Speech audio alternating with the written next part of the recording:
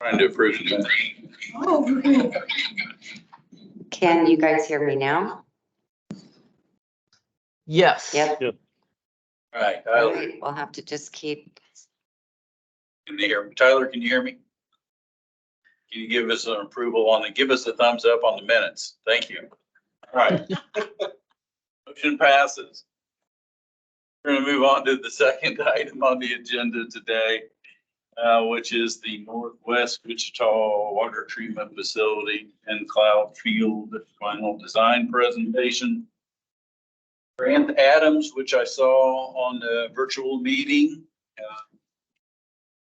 Good morning. Grant going to do the presentation from the beginning. Grant, can you hear us okay?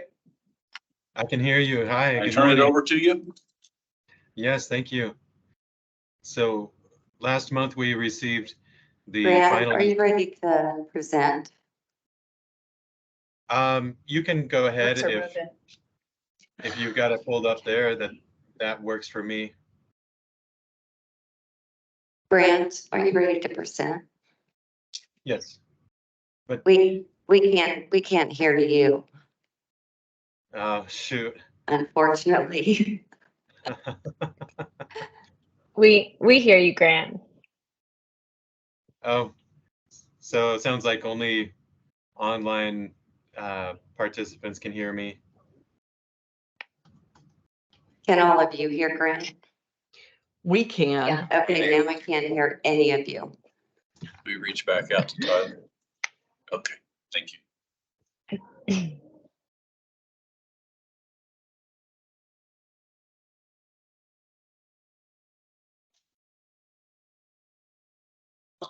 Do a conference call. Okay, or we'll give it. Grant, would you try again? Yeah, and hopefully you can hear me. I'm checking now. Can the room hear me? Feedback on that. Sonia, would you say something? Hi, everybody.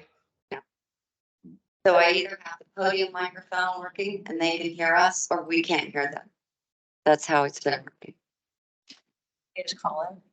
You call in and see. Just speakerphone.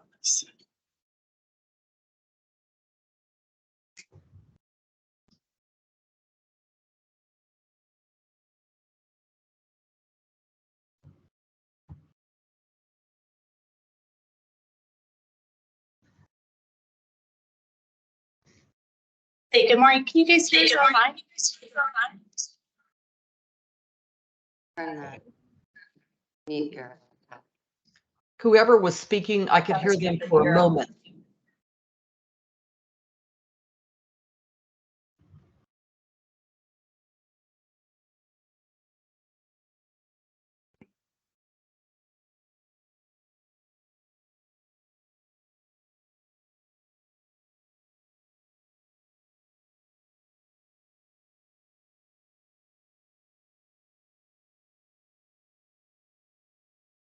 Hello, take 14. Anybody online? Can you hear anything?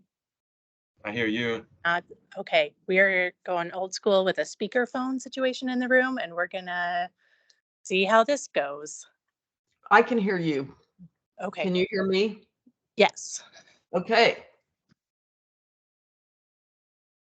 Grant, can you try speaking? Yeah, sure. Hello. Can you hear me? Yes. Okay, good. Good morning. Good morning. Take it away, Grant. We are very eager. You're on a cell phone in the middle of the room. Okay. Well, thank you. And today we want to present the final designs from our artist, Sijia Chen, for art location number 2. And last month, Sijia sent her designs over, but we had just barely missed the December meeting. And so Bill asked me to present these today. And it looks like you have it pulled up there. This was sent, should have been in your agenda packet. So what I'd like to do is flip through to the designs, and I'll give you a quick overview of these, and then what we would like to ask the group for these to be approved so that she can begin the fabrication process. So what you're seeing is the overall design. And then if you could flip the page, we'll go to the individual design. So there are 3 islands of the clouds. And so as you're walking through or biking through here, you'll kind of see them as shown. And for each of the clouds, there are multiple intersecting pieces of metal. And she has proposed a paper cut design, which will be laser cut into each piece. And so these, for your approval, she has designed these in the computer and is put one design per each piece of metal. And she's also called out specific color for each cloud, as you'll see here. If you go to the next page, you'll see, well, that's another rendering from the other side, but for the first one, she's proposing a wheat field. And so on the next slide, you'll see an intersecting piece. The design that she's proposing is related to the railroad theme, obviously being right there by the railroad. For each island, at least one of the clouds has a bench portion. For this particular one, cloud number 1, you'll notice there's not a seating portion, and so there's only 2 pieces of metal with each one having a different design. So for this cloud number 1, you will see 1-1, the first design, and then 1-2 is the railroad design. For the next, on the next page, you see cloud number 2. So 2-1 is this particular side piece. And this was inspired by Sun over the Arkansas River. As you know, she has her website up and received lots of community feedback and comments and even images like this. So she's incorporated a lot of community feedback into this, you'll see as we go along. So this is directly from that 2-1.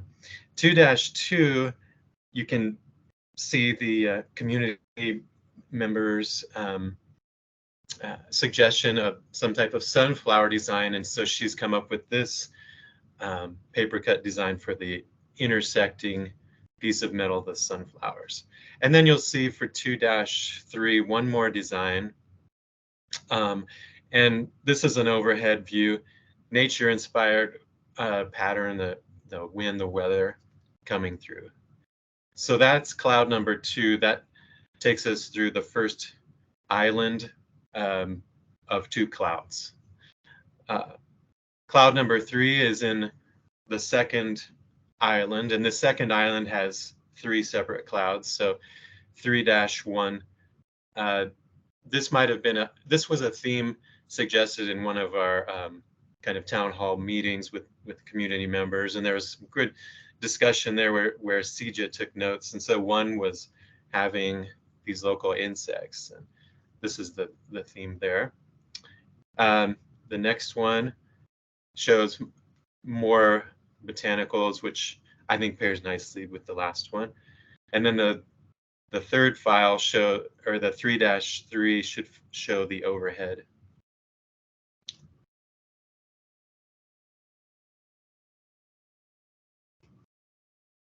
So if you'll advance to the next one, that showed, yeah, the nature-inspired pattern, basically a floral element. Cloud 4 is the aviation theme. When she was out here, we did some fun stops over by the museum there. This was directly inspired from that visit. And then 4.2 is related to that with the south wind. Another theme that was discussed in our community meetings. And then the last cloud number 5, is also proposed to have a bench. So 3 different images there. One is migrational birds. The second one is native tent, she says. You can see that design cut out there. And then another nature inspired pattern with kind of leaves and foliage. This is the last one for the middle section. And then on the last island, there should be clouds 6 and 7. So 6-1, she really wanted to do something related to the animals there and did a kind of zoo related theme with the red panda, cute little guys. And then 6-2 is the penguins. And again, a nature inspired pattern for the third one, kind of related to the area, the treetops.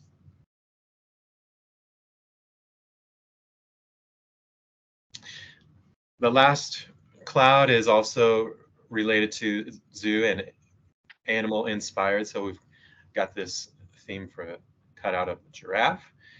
And then 7-2, the final one, and you can see again a suggestion from community members. This was for the elephants at the zoo. So these are the designs.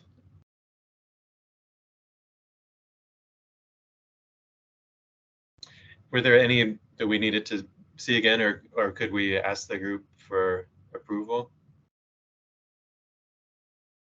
Thank you for answering. Okay, any sign council members have any questions for Grant?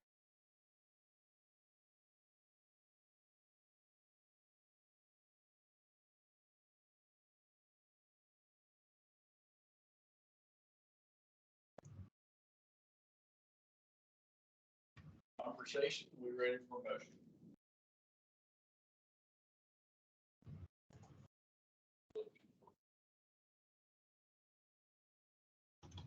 Assuming it's gonna be on concrete base or footings. And can you just on the basis to sit on and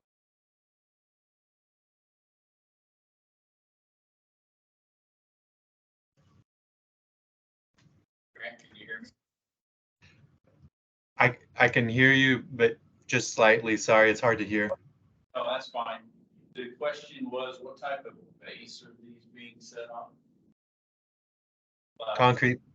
Concrete pads. And so we've had many discussions with James and the city about the bike path going through there to make sure that it's all surveyed, avoiding all utilities, and then matching up to the bike path height.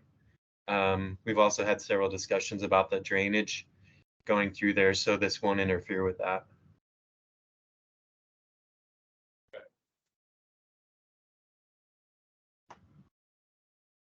Any other questions? Do we want to entertain a motion this morning?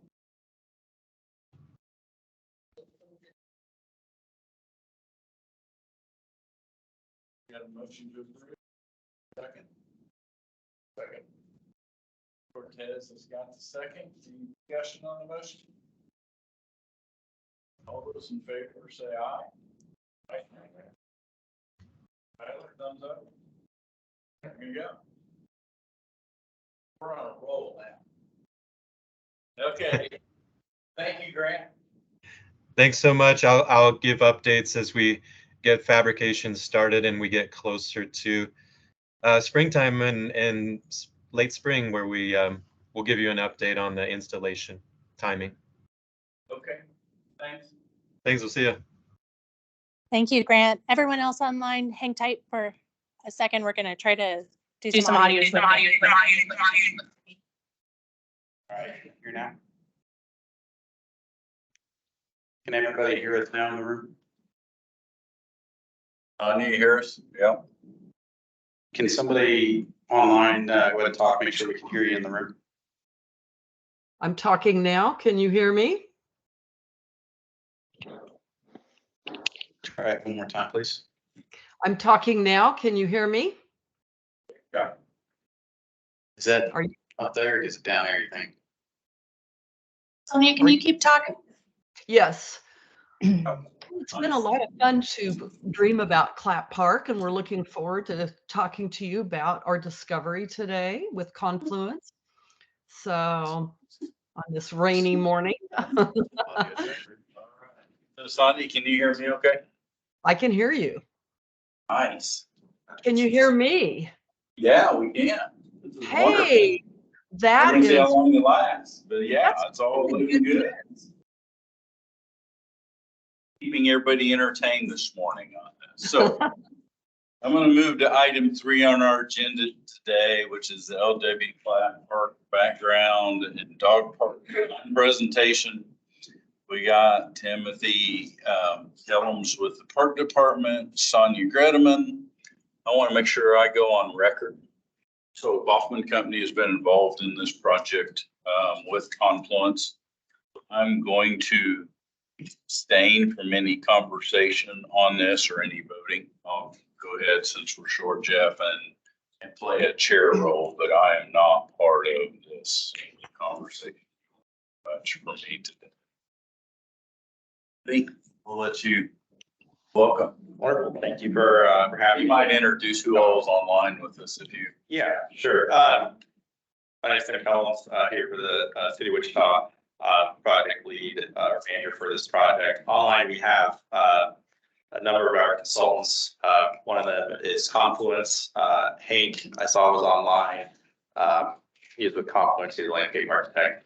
I'm not sure who else is on his team present here today. I think PJ might be online and Andrew, both with Confluence. So if you hear them there, Confluence. Sonia and Kendall are online with Government Group.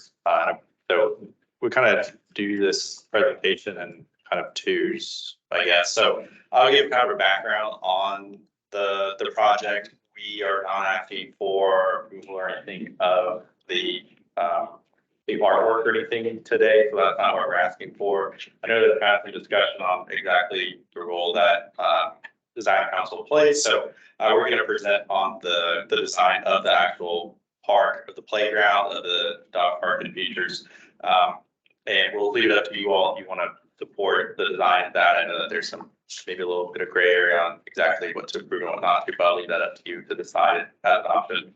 But the main thing is that we're giving you a bit of background on it, as well as the artist has been selected for the project. And I know Greta Group will go into more detail on the art. So I'll give a little bit of background here at the beginning, and then the actual artwork, Greta Group will take over on that. So it's going to be a kind of a detailed presentation on the park, so hopefully please bear with me as we get through it. But felt that it was important to kind of get a sense of feel on the project and kind of our goals. So a little bit of background, this is District 3, LW Clap Park is. It was a former golf course, following the sustainability review, it was closed. And you can see here on our photo, very open. Imagine basically what you think of a golf course that is no longer a golf course. One of the best things about the park is that it has a creek that runs through it. Unfortunately, that means that there are a number of bridges that cross the creek. So there's pros and cons to that. Helps with make the experience a little more fun, but those require some maintenance and stuff. So that's one of the things that funding that we have for this project are just going to address. So some background, community engagement happened in early 2019. As we know, 2020 pandemic happened. So some of that engagement ended up moving online, but Confluence did their best to get as much community engagement as we possibly could through that, as well as just kind of navigating what the future may have for the project. So in 2021, you can see here the master plan. You see the group that was on it. Greta Group, Baughman was on it. Confluence was on it as well. So they were part of that initial master plan, so they have extensive knowledge of the background of the project. And some of the things that came out of that master plan was wanting to keep the space snappable and open as we can. Shade structures and picnic tables in the dog park area were some of the things that came out of that. You can see here, again, how big and mature the trees are out here. They're very important, and, you know, something that the park department has been, and the city as a whole has been dealing with or addressing is our tree infrastructure, tree canopy. That's one of the things that we felt was very important, was trying to maintain as many trees as we can have on the site. And you can see that kind of in our design that may be different or different from what the master plan detailed and suggested versus kind of what we're doing now. But the main thing that we heard was that you want to keep it as natural atmosphere and limit the disturbance of the existing trees. Disc golf has taken off a lot here. There's, you see back here in this building, that's the clubhouse. That's where the former golf course clubhouse is. Right now, we have a tenant in there that sells disc golf discs. They also have, you can buy drinks there, you can buy snacks there, you can buy other things aside from just disc golf there. They have restrooms that are open to the public. It is a public facility that's being leased out. We also get mini walkers and rounders through the park. Cross country has taken off. WSU hosted a cross country meet there. I know that they're hoping to attract the conference championship out at the park. So getting a lot of use from a variety of different users, as well as a lot of walkers and runners. I think last time, I know there's a study that was done in 2022 that wrapped up, and it looked at different parks and how much usage we're getting. There's over 25,000 people that end up visiting the park every year. And we expect that number to continue to grow as we continue to program this park. Dry Creek, you know, I runs through the park, you know, as I kind of mentioned earlier, the bridges aren't necessarily in great condition. One of the things that happens is that when there's a huge storm event, it just kind of, it rushes through the creek, and you can see that it starts to undermine some of the bridges. And obviously that's a safety concern of ours that will be addressed part of this overall project, but not exactly what we're looking at today. So the bridges are important, but that's not our main focus today, but wanted to let you know kind of a little bit of background.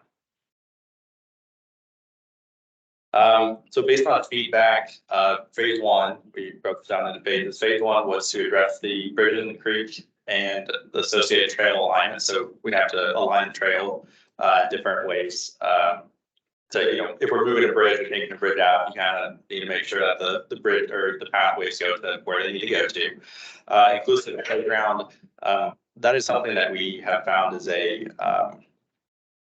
something that can be improved on in terms of our park system and just in general as a whole in communities across the country is addressing and hoping to provide places for those that are mentally or physically disabled or have different needs above just a regular playground. So that's one of the main components of this project, and you'll see more about that here. And that's kind of where the art starts to come into around the playground. Parking lot improvements in the dog park.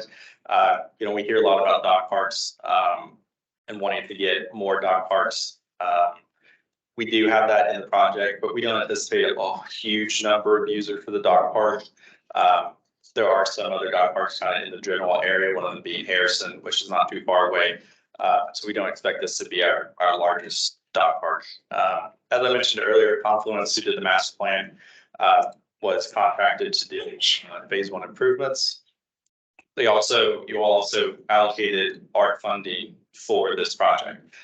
So we had an art consultant, that'd be Grevin Group, and then an artist, which you'll see here, which is Osman Aiken. Here's just an example of some of the artwork, and I'll let Grevin Group dig into that a little bit more, but just to give you a little bit of a preview. And he was starting to be under contract with us in December of last year. One thing to note is that we had for the design process, we had, or excuse me, for the selection process, we had members of the design team on that, as well as city staff were involved with that. So there's a number of different folks, Greta Group, Confluence, and city staff were helped make that selection. It was a national call for artists, so we tried to get as much large input as we could and submissions. So again, just talked a little bit more about him. You can see his website down here below. Greta Group again. We'll get into this a little bit more if you want to explore a little bit more outside of this meeting. Here's his website here at the bottom. So overall map, you can see here this is outline of Clap Park. The blue the like darker blue that runs through the site, that is the creek. The little black boxes you can see are the bridges. You can see we have a lot of bridges. You know, it makes sense when it was a golf course, but it doesn't necessarily make sense where they're located now. Some of them we have removed due to safety concern, but others we'll try to combine or realign to make it better structurally. To the north, you can see up here is where the clubhouse is. Just below that is where we're planning for the inclusive playground. And over here on the west side of the park is where the dog parks will be with the parking lot. One thing with the parking lot, having the parking lot there is that we want to be able to pull the cars off of the street. You know, it's very busy. This is Griffith Elementary School right here. It's pretty busy during pickup and drop off times.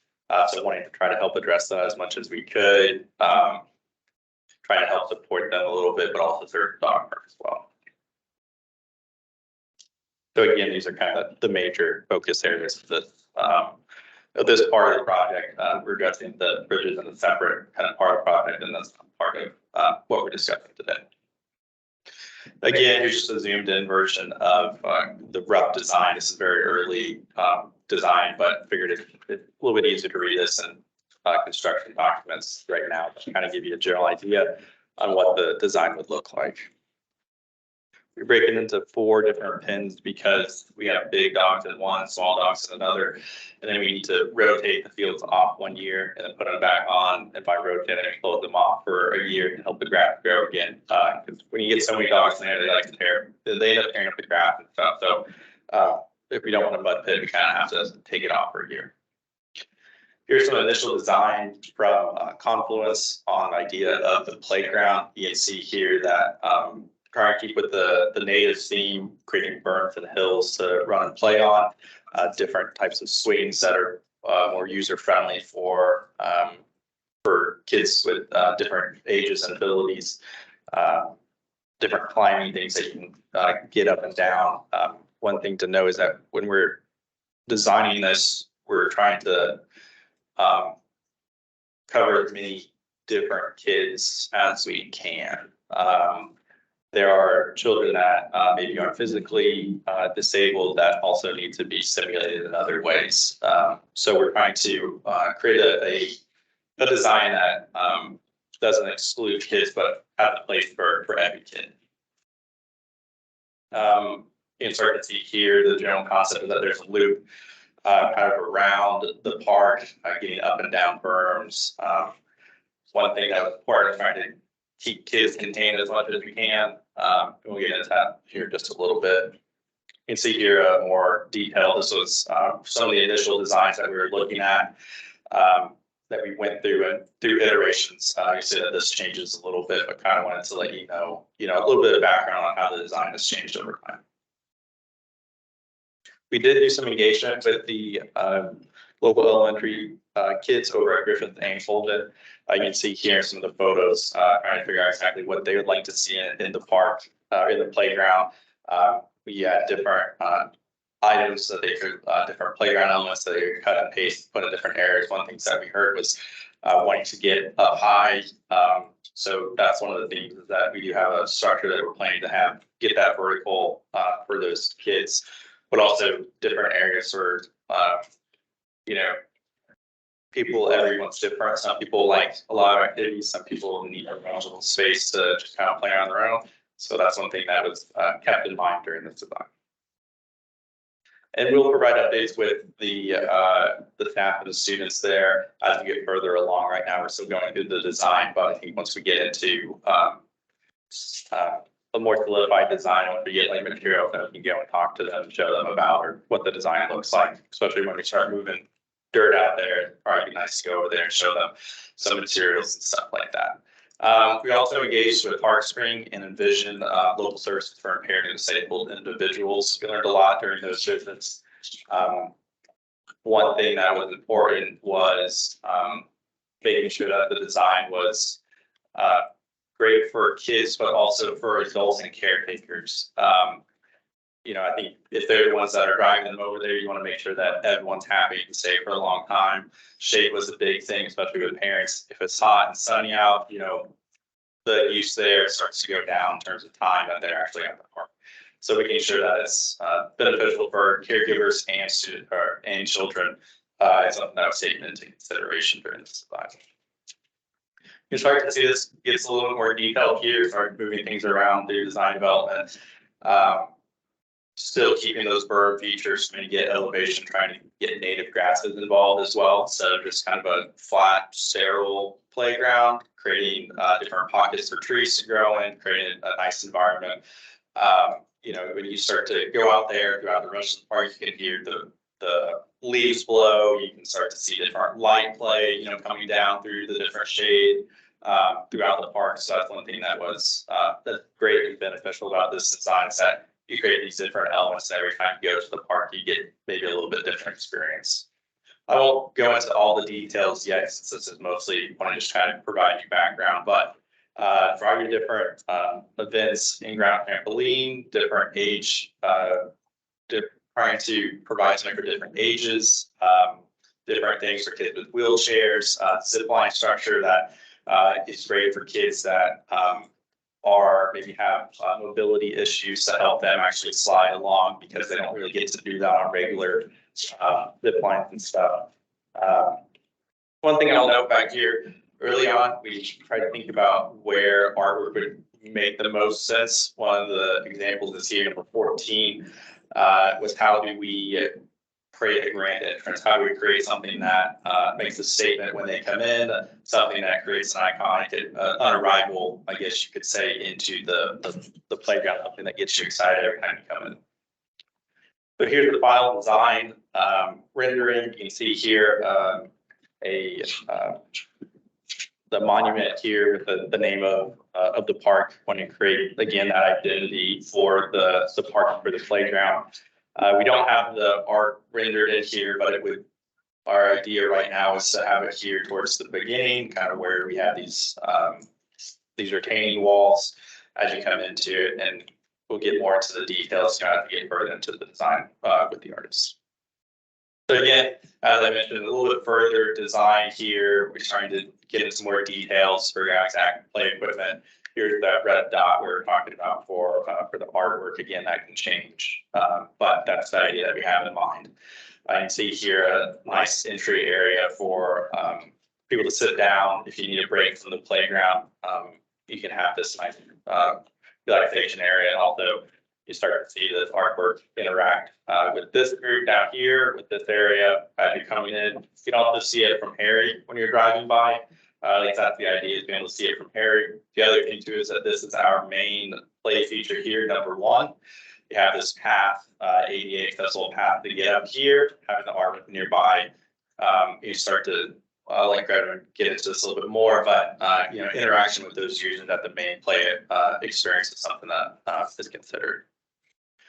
Here's a little bit more details, a little bit visuals for you to kind of dig into kind of the idea. The main thing here is the CNA tower here, and I'll get into that in a little bit, but that's where we need the vertical structures, trying to get as much height as we can. I know when I grew up going to the rocket ship at Central Riverside, that was a big deal for me, going up high and stuff. So that's a core memory that I have. So hopefully creating those more memory experiences at this playground. Again, this is that DNA tower.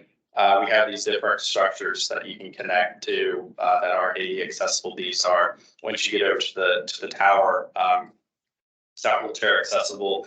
We do think that there are activities down here at the bottom, as well as some of those other kids that maybe aren't as handicap mobility wise, but do have something, maybe they're deaf, or maybe they have sensory experiences, things like that. So again, pie is something that we want to dig into. Like, final colors have not been determined yet.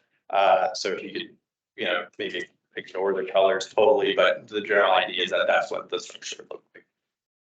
Here's the plant mixes. Again, we're trying to provide a lot of color. Whimsical was a term that we wanted to use when we're thinking about the playground as well as the artwork. So you can start to see a lot of the different color popping, creating a new experience, different flowers, not just something standard, but trying to create, new experiences every time you come. Again, here's some more detail on the dog park. Again, I kind of mentioned kind of the main features of it, but the main thing is that we're providing a place for the dogs to go, as well as the parking lot for the school. We didn't do the playground or the parking lot in conjunction with the school. We just know that's going to get used, so we're trying to keep their use of mind. Since trying to keep safe kids to and from school is important. So upcoming steps, we'll continue to work with Austin. We will continue to work with Confluence. After we get further through the design, we're going to park board later today, and then we're also going to city council planning to go tomorrow for the content approval for the playground and initiate the review funds. We're planning on going to present the artwork in February again, so next month. And we anticipate bidding this out here later in the first quarter of this year. This is our recommendations to approve the playground design. I don't know if that's still within the design council's purview, but it never hurts to ask for approval. So I ask that, and then I think I'll turn it over to Federal Group. I know they have a lot more detail on that work for you.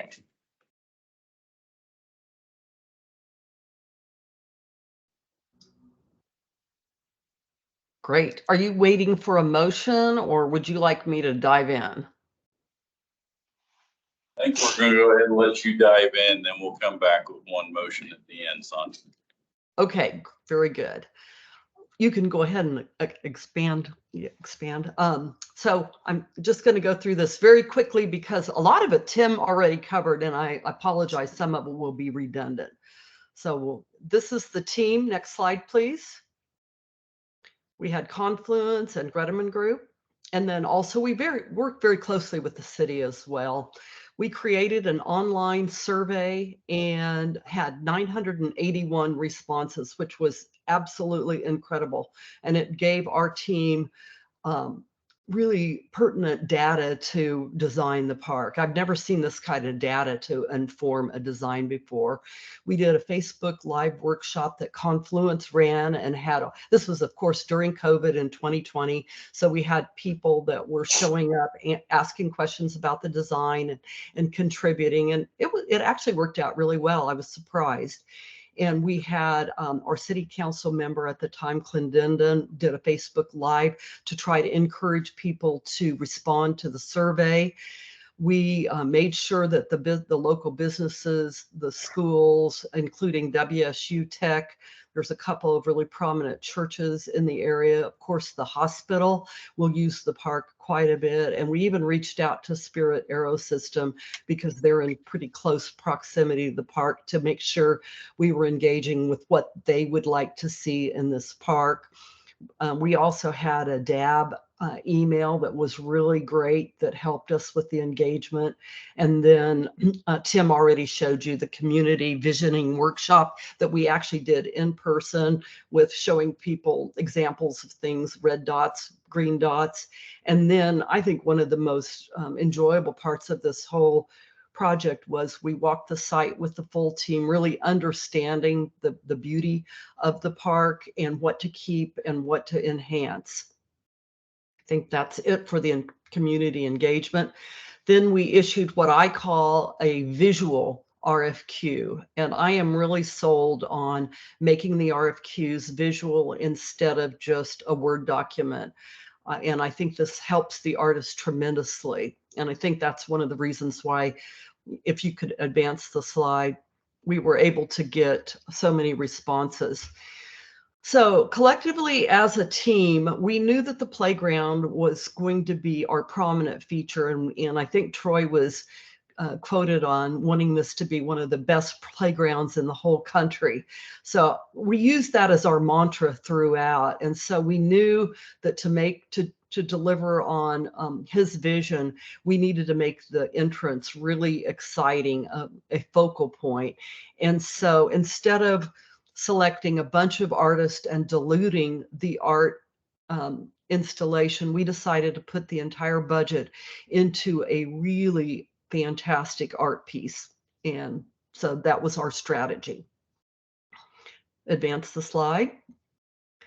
And of course, you've seen this image before, but it's going to be some kind of beacon shade structure entry point. And if you'd advance again. Our art vision was, and this is of course what the artist received on Cafe, and it went out to a really robust database, was we wanted it whimsical, colorful, memorable, Instagrammable, which I think is very important, eye-catching, attention-grabbing. It's going to be a beacon. And so those were the words that we were going to judge the entries by. If you'd advance. We also did a little vision board of some things that our team collectively thought we were exciting, seeing these botanical park-like shade structures, trees, flowers, butterflies, very organic but colorful totems, imagery, birds, all kinds of things to inspire the artist. And I think we have another, do we have one more of those? No. Of course, just the submittal requirements. I'm not going to go through this. I think you've all seen it before, but we made it really easy for artists to apply. We received 97 submissions, and I think the selection team was just wowed by the quality of the selection. And I know that putting the budget and putting together this visual RFP helped artists to relate to our project and want to be included. And we had a very high caliber of artists submitting to this project. The selection committee of 6 scored and reviewed all of those. This is the selection committee here. And next slide, please. And then after that, we had, of course, Cafe has a really nice area that you can make comments. So these were some of the comments. That Osman's work is very colorful. They have kind of a movement to them, even though they're not kinetic. He's worked in public art for 20 years, so he understands large scale, and all of his works are very big and colorful. He uses dichroic glass, which is a refracted glass that reflects from the sunlight and the sky. So we thought that there was a lot of opportunity for color. Next slide. Then after he was selected, we did our due diligence and called his references. And if we didn't like him based on his portfolio imagery, we fell in love with him based on the comments from his past employers and the cities he has worked with. One person said, we were a little worried about, we're a small town and worried about hiring a New York artist, but he was the best. And we've had 2 meetings with him already, and I can tell you he is really going to shine bright on our project. Next slide. Here he is, Osman Akan. He is actually a Turkish American. He was trained as a graphic designer, which is pretty interesting, but he's been working in the public art realm for 20 years. He's particularly interested in light as a medium, and this dichroic glass has been a medium that's been extremely successful for him. He has a heck of a portfolio with large-scale successful works that have stood the test of time in all those cities, and his vita goes on and on. Next slide. I know Tim showed you a couple of his works, but here's a few of them that were particularly intriguing to our committee. He uses squares of glass, and a lot of this is the reflected light. Next slide. So this reflected light changes, so it's always different. We do have reflected light out at the airport. So if you've ever enjoyed the way that the Ed Carpenter piece works at the airport, the way the skylight works, it's always changing and it's never the same, which I particularly love. Next slide.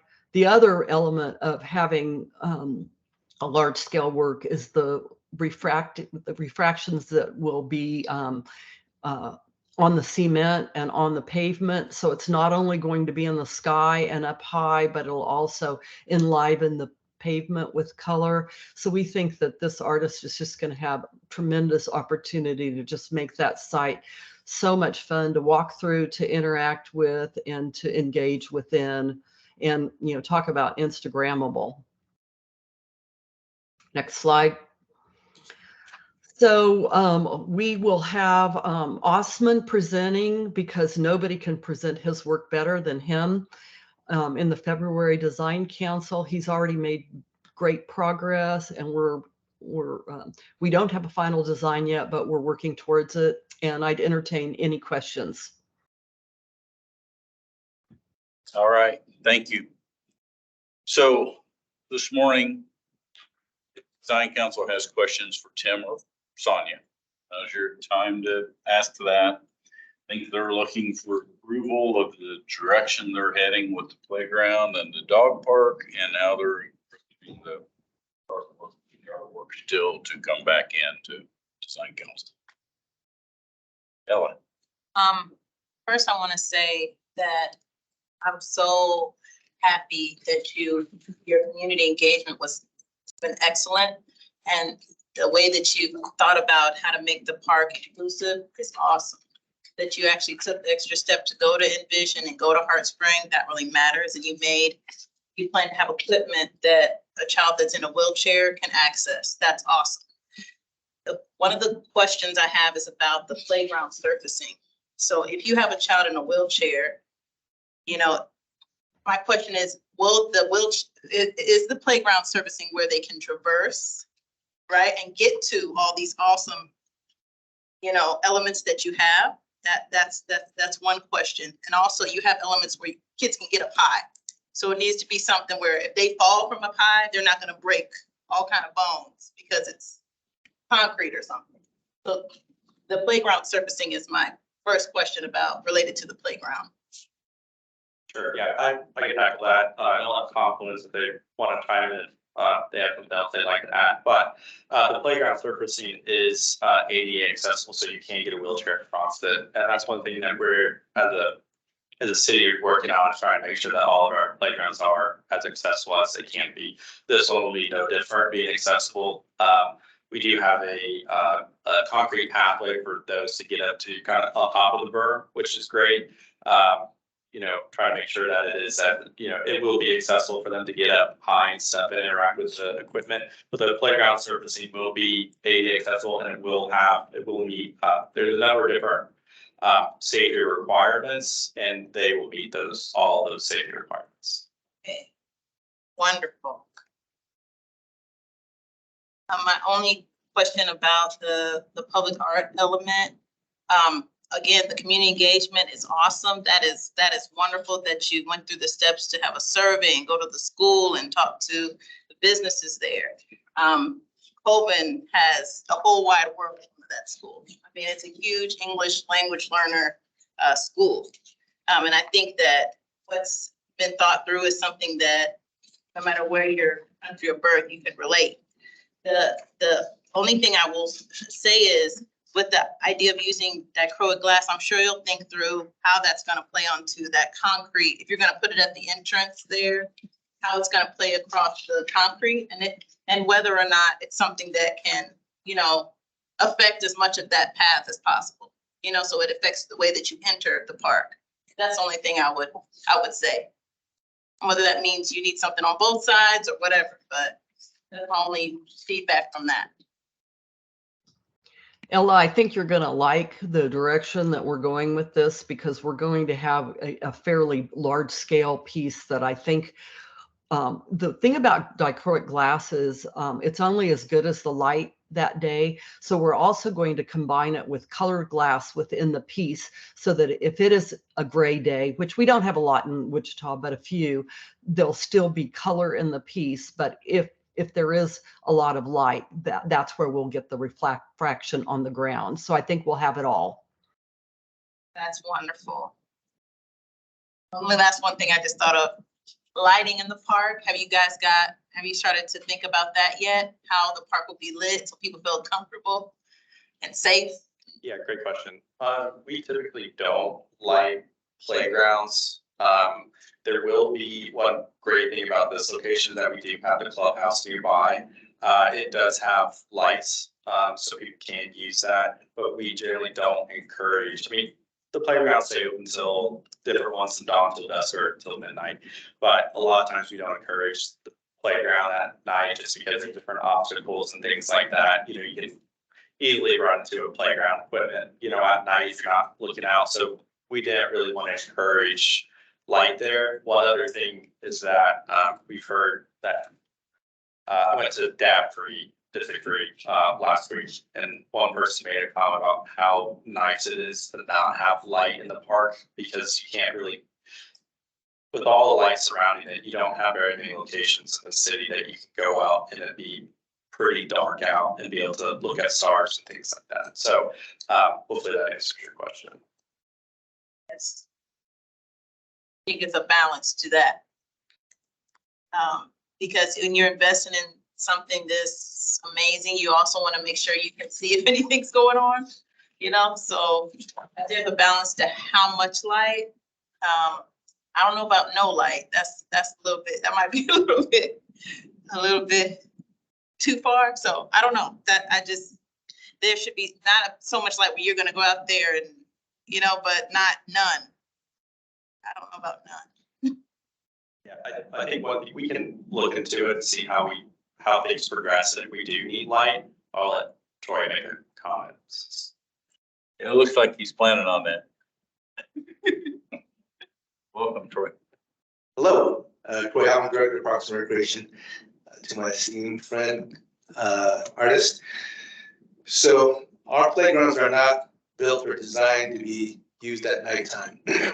Hence, we don't have lighting on these playgrounds, not to encourage people to continue to play past the dark time. I understand your concern might be in regards to vandalism or other mischievous things that happen in the evening. And there's enough lighting there and ambient lighting to see what's going on. Even though we don't have folks that are going through the park and looking for that, unless we really rely on the police department to do that. And we do. We have lots of conversations with the police department, looking at our hotspots. If there's things that are going on, we really will be concerned about it. A lot of this playground equipment is pretty robust, hardened, really tough stuff, not like some of the other stuff that we had in other parks. So I think a lot of this can really withstand a lot of, well, hopefully no vandalism, but if that was to be the case, I think that it would withstand that and would be easy to repair or upgrade. So that is not a major concern from my perspective. More so is the playability, the aspects of the kids being able to get there. That is where our focus was on. Okay, thank you. Are there other questions for Tim, Sonia, I had a question. at this point? Yes. I really love this park. It almost reminds me of like a mini version of the Gathering Place in Oklahoma. Is this the full plan for the park aside from like the bridges, or are there future plans for adding anything else? So the Gathering Place was part of this inspiration. We actually had folks go visit the Gathering Place when we were working with Exploration Place, because Exploration Place is kind of moving up in that direction with one of their projects. So we had first come up with a master plan that was going to really rival something fantastic with what the Gathering Place has. We were talking about a price tag of $30–40 million. We don't have that money. So if you want to call it value engineering or drafting it to the most important pieces, So the most important pieces was a dog park, an accessible playground, and repairing the bridges so that the park could really be used with its white spaces, and enjoying the trees and having an opportunity to go out in an open space in the middle of the city. If you're in the middle of Clap, you feel like you're not in a part of Wichita. You feel like you're part of away from all the hustle and bustle of the streets. So this is it. This is what we're working on. This is what we have funding for. And those were the priorities, and that's what we're working on. So after this is in, and we're not making any other plans unless something really, really changes, unless there's other inspiration that comes with funding. I just wondered if there was plans for like commercial stuff to like move in here, or if like we're just gonna kind of leave it natural. You know, I like it. So there's a misnomer that a lot of people get when we talk about developing a park. And a lot of people think that's developing with commercial aspects to it. That was never the case. There was a discussion about having a restaurant that would kind of serve the park, and we've had that situation. Even in Riverside, many, many years ago, there actually used to be a cafe in Riverside that folks could go, park goers could go get a sandwich, they could get a milkshake, they could get a soda. However, we're covering that with the old clubhouse that's there. And so the clubhouse there has some packaged meals and drinks, and we're covered with that. So this is it. There's no discussion about any other kind of retail. There's never been any kind of desire for that either. That answer your question? Yeah, thank you. Welcome. All right, any other questions from design council members? Tyler did the right one in the comments, and just for clarification, the approval request today is for the playground and dog park design as presented, so the design concept. Is that correct, Janet? Yes. That is what the request is. That is correct. It is, yeah. Voting on the part. And if you have any questions, concerns about the direction of the artwork, we would like to address that now. Out of curiosity, what was the thinking on the one-way parking rather than a more of a traditional parking lot? Yeah, great question. The main users of the parking lot we're expecting to be our parents coming to pick up their kids. And the other thing is people using their dog, taking their dogs to the dog park. When you're unloading and loading kids and dogs, you know, you're trying to like have as much space and visibility as you can. There's some people take their dogs and put them in if you have an SUV, put them in the back. It's either open the back and let them out with back in parking as well. So back in, be able to open the back, let dogs out. You don't have to worry about wrangling or backing up when you have dogs on leads and everything. Makes it safer for one, because you can see where you're going. The other thing is that with the school, we are anticipating that there's going to be a lot of parents that come and park there, and the kids are going to come out and get in. It's a lot safer to drive out of a stall forward facing rather than backing up. Even with cameras and stuff, you can have kids just start out in the middle, while you're backing up. So we thought it was the safest way to for dogs and parents. The second part to that question would just be if there's room for expansion, if for any reason you need to extend the parking lot, if that's a thought, or maybe it's not important.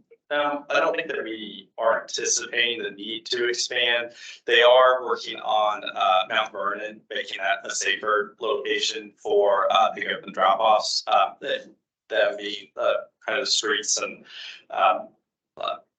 I guess the street and traffic part of City Hall, or Public Works is working on that, trying to make that intersection safer for loading and unloading. But we don't anticipate needing to expand it. If we needed to, we probably could to the south, but right now it lines up with the cross streets across Bluff. So we feel that that's pretty beneficial, just having that connectivity.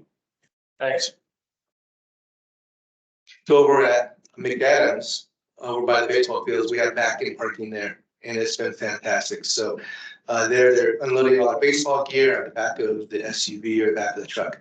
So we really think this is something that we're going to be using it, not just at this particular location, but as we add in new parks with parking, I think this is going to be a concept that we're going to be using quite a bit. In your second question in regards to expansion, the design for this parking lot isn't necessarily to accommodate the school, but it's really to accommodate the park. And that area of the park is really going to be focused on the dog park. And so this parking lot, I think, is really going to address the parking lot parking, or the dog park parking. And when we look at all our other dog parks, we only see about 15 dogs at one time, maybe 20 dogs at one time. There's plenty of spaces there to accommodate that. Thanks. Tyler does have another question. Do you want to try to chime in, or I'm happy to read something aloud? Sure. I'll, if you can hear me. Yes. Okay. Go for it. Was there an ordinance change to allow backing into a parking stall in city parking lots? Because it's been fairly common knowledge for a while that that is illegal and you get ticketed for that. So yes, there was an ordinance change, but these particular parking spaces are designed for backing in. So the way the angle is actually the reverse angle of what you normally see. So you actually go past the parking space and then back into it. You could not head into these parking spaces because the way they're designed, the angle is way too sharp, and so you wouldn't be able to turn around and go into the parking space. And that's why it's a one-way parking. Is there any concern with, you know, like obviously with the school nearby, you got people that are going to the dog park that know how to go in, but you got parents thinking, well, I just go the other way because it's from the aerial view, it looks like the reverse of a traditional like one-way parking lane. You got parents coming in, you know, going technically the wrong way, but trying to park. I mean, is there going to be signage to, I mean, is there any concern with that? There's going to be a whole lot of signage, which is required. There's going to be a whole lot of arrows painted on the parking floor on the actual pavement. We'll spend some time with the school educating the principal and all the administrators so they can share that information with the folks that are going to be coming by. So there's going to be a lot of opportunities. They might not figure it out the first time, but I definitely think one mistake and they'll definitely figure it out. But we don't even want that to happen. I think there's going to be plenty of opportunities for us to engage, teaching them and training them along with the signage. Thank you. All right, is there other question? One more thing. One thing to consider too, I was saying about Colvin being international, really consider the main languages spoken there. Maybe you want to put those other languages on the signs, like the really, really important ones, like don't drive this way. That might be something to consider.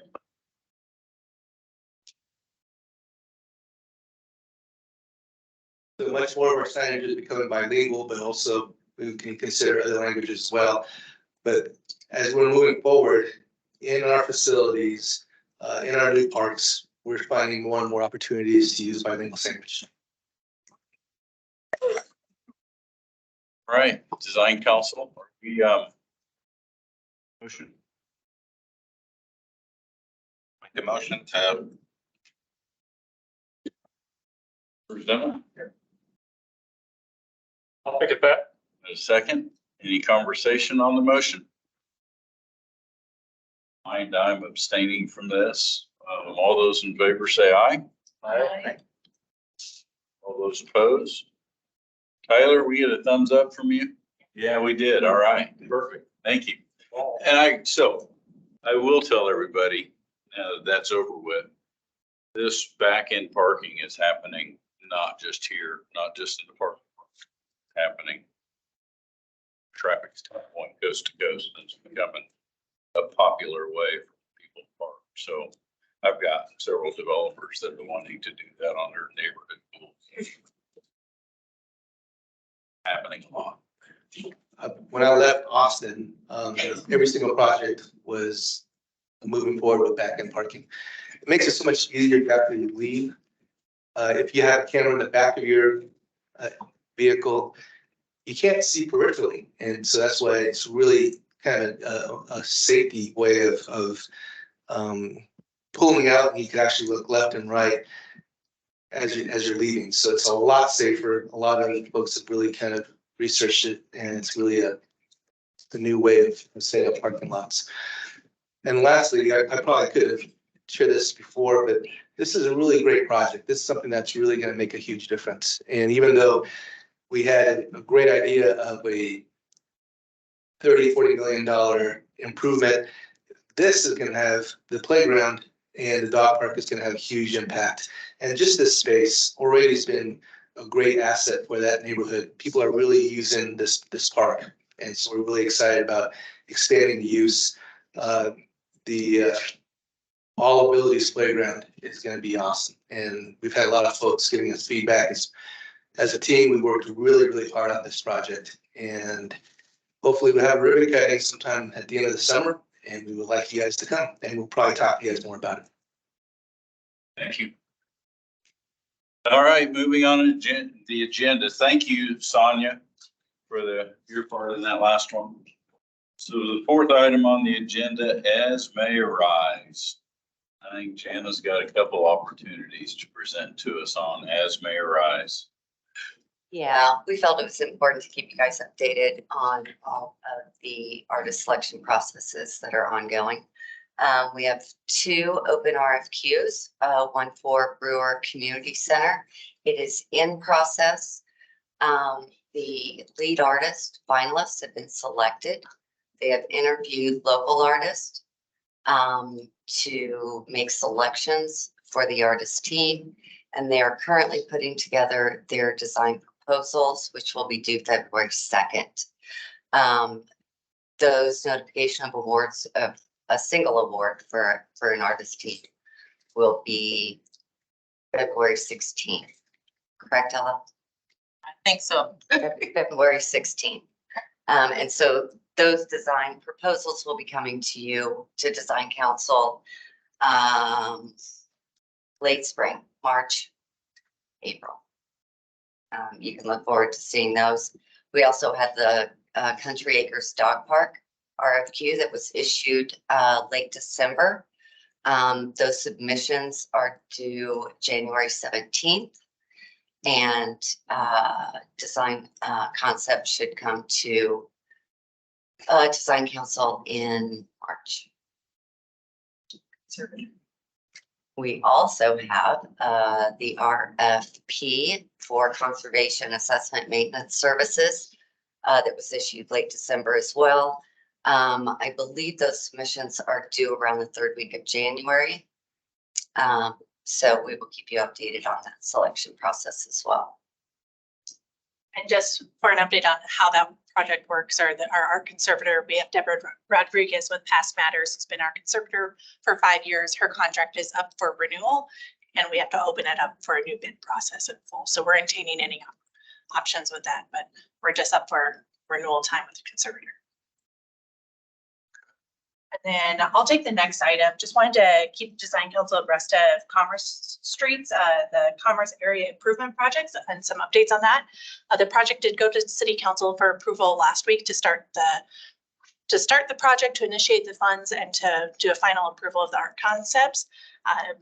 From the time that the final concepts were presented at Design Council to as we prepared to send them to City Council, there was some conversation with City Council members that had us a little bit concerned about a couple of the items that we felt that we went to City Council and would not receive approval. So specifically Patrick Degas fly pieces were pulled from the project because we did not see a favorable outcome of sending it to City Council. We did work with the art consultant and the artist to see if alternative designs would be available. Specifically, the subject matter was in question. Unfortunately, the artist decided to withdraw from the project and not present alternatives to the flies. So we did pull that from the project. It did not go to City Council for ultimate approval.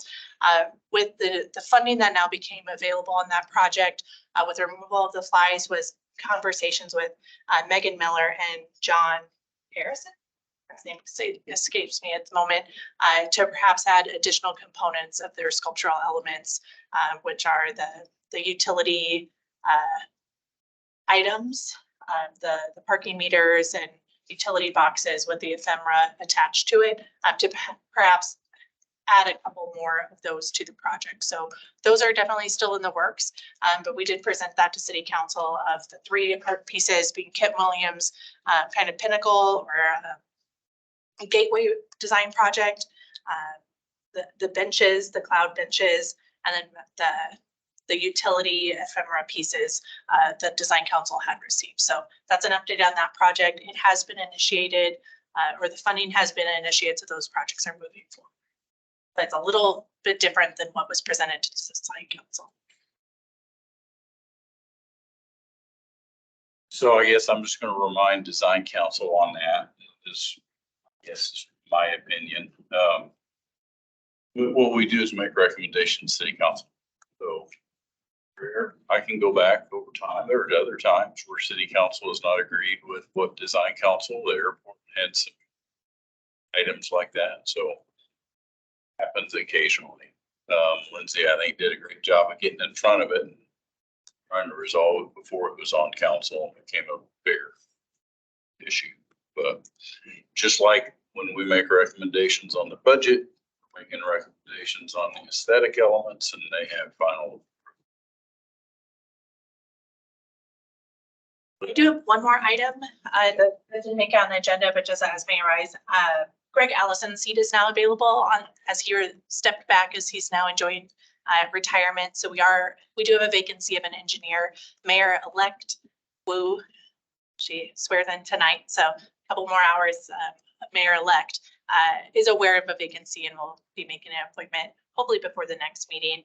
Typically, the way it works is we inform the council member's office that we have a vacancy. Upon request, they might ask for recommendations for those seats. Design Council is such a specific body makeup that if there are engineers in the field that you feel would be a beneficial addition to this group, feel free to send names to Janet and I, and we can inform Mayor-elect Wu, although she may have her own picks already in mind. But we do have a vacancy that we're working to fill. Yes. They're no longer an application. Ultimately, everyone will have to apply to be on a board and commission, yes. And we'll pull the applications that we have for this body because we only have an engineer seat available. It's a very specific person that we're looking for. So if someone has already applied to it but doesn't meet that specification, unfortunately, they can't be considered. Can you make it public knowledge that there's this vacancy and where people can apply? On the city website or somewhere where it becomes public information? So it is live on our website under boards and commissions. That seat should appear as vacant, and anyone can apply into that vacant seat. Okay. Yeah, I was just trying to. Yeah, that absolutely is public knowledge. Okay, okay. Then when you were speaking about the project for Commerce Street, do you know what the amount was for the project that was pulled? I can't say for sure. It was about a quarter. About 25% of the project. And that was $100,000. Budget was 400. Budget was 400,000 for the entire project. Okay. Minus, contingency and our consultant fees. I think it was maybe around 80,000. That's a lot of money just to put into another design that already is funded. No, that Megan and John were asked to expand their proposal and to expand it to 8 different electrical drops that were already planned for Contrix light boxes. So it's a much larger project. I in the time I've been on the design council, I'm not familiar with, I know we're also in the process of making new processes for how we handle things. So that's why I'm asking you questions about it, because it's not like 10,000 or 20,000. That's a significant amount. Some of our projects are not even $80,000. So that's why I'm like, what's our process going to be if something like this happens, something's pulled. This is still, you know, like, does anything need to come back to us because that project is no longer viable? Or do they need to reissue another call for artists to fill the void? Or, you know, like, it's not, what's kind of happening is like, it was not like a discussion. We're just being informed that that was a decision that was made about the project in a significant amount. The design team and the art consultants discussed options. And this was the path that they felt best suited the project itself. And that set it for success. So I will offer that there are still options available. We did have a sense of urgency to get the project full to city council to initiate the funds to get the project started in general, and the art was part of that, so we need to start that. Megan and John's pieces, the additional pieces are still being fleshed out, and correct me if I'm wrong on that, are still being developed in full, but essentially they would be activating the electrical points that Patrick's pieces would have. So it's an expansion of their project, but in place of what has already been approved as available art sites. The timeline of the project really didn't seem favorable to submit a new call for art to activate those sites, just where we've come with the project thus far.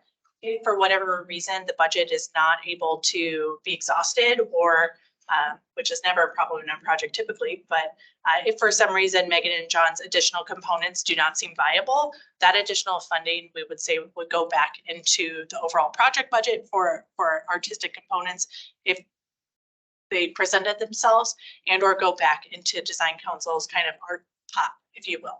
So no matter what, that funding will be spent on an art project within our CIP portfolio for this year. So if for some reason those funds can't be exhausted, Megan and John cannot complete the additional elements, those funds would likely then go back into our general CIP, which could then be reallocated to another project. So there are still some options at the table. What was presented to City Council last week, still very fresh, is just to get the project moving as is and as presented. So Kent's piece and the cloud benches, those are smooth sailing. The other ones are still TBD and still being developed.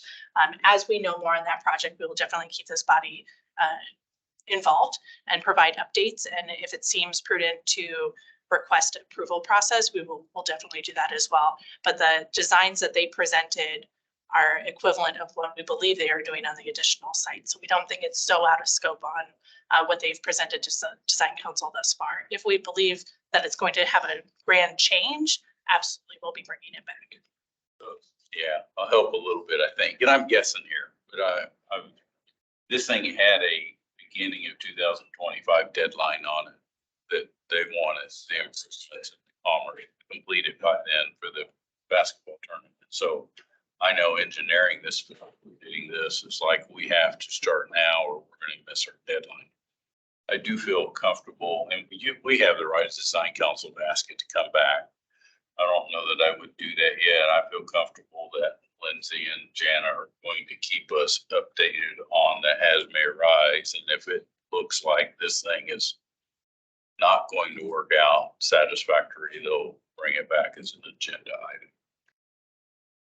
My opinion. Can I ask a question? Oh, I was gonna say, just to Hang on, just clarify, I'll get you right after I'm on. the electrical that was there for Patrick's pieces is what it's being utilized, right? Like that's already the design. So then they're gonna use those. Okay. Yep. Tyler? So what was the average cost per project space that these artists were before the additional allocation? You said an additional $80,000 for, did you say an additional 8 locations or a total of 8 locations? the original budget for John and Megan's design proposal was $25,000. That will be expanded now to an additional 8 sites. How many sites was included in their original proposal?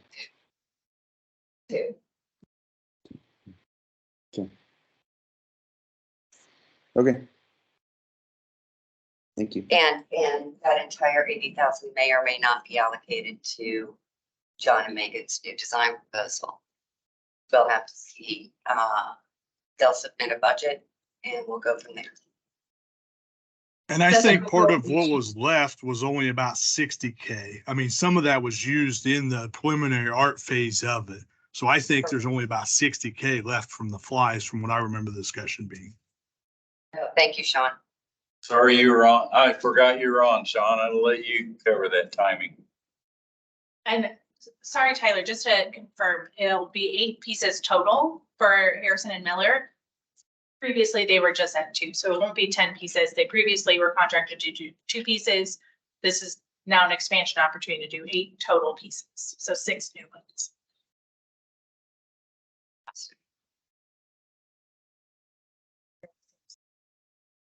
Well, there's still electrical drops at both of those 2 sites too. So I believe there will be 10. I stand corrected. Jana believes that there will be 10. We will keep the design council up to date as we confirm everything. All right. Anything else this morning on as may arise? I would like us to have some type of procedure if this happens in the future, where a project is pulled and now certain funds become available, what our process will be. Whether it's gonna come back to design council or becomes a responsibility of the design team and our consultant, like what the process will be if there's something that's like, this won't work. Ella, Yeah, the project wasn't pulled. A portion, right? One design for a project, but that money is still being used. That money that design council allocated is still being used for commerce area improvements. I hear we'll work on it. I hear what you're asking. yeah. We need some procedures. We will take that under advisement and discuss it and get back. Okay, sounds good. Anything else? I'll make a motion that we adjourn today's design council meeting at 11:32. In favor? Aye. Bye. Thank you all. Happy New Year. The fun meeting.